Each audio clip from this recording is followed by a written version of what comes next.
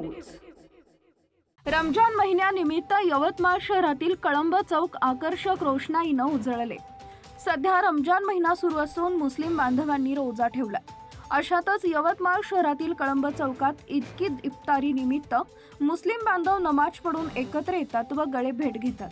कळंब चौक परिसरात आकर्षक विद्युत रोषणाईने परिसर उजळून निघत असून उत्साहाचं वातावरण आहे।